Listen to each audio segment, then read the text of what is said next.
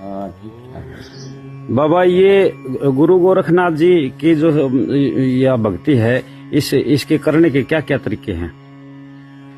नाम जाप करो जी, गुरु मंत्र का जाप है नाथ संप्रदाय का, जो सतयुग से चला रहा है। आदिनाथ जी से मसुंदर नाथ जी से नवनाथ राशि से तथे गुरु गोरखनाथ जी से। ओम गुरु जी श्री गोरक्षनाथाय नमः। गोरक्ष संस्कृत का शब्द है और गोरख हिंदी का शब्द है। इनका दोनों का एक ही भावार्थ है। ब्रह्मांड की जो रक्षा करे, गोपदवाचक की जो रक्षा करे, उसे गोरक्ष कहते हैं।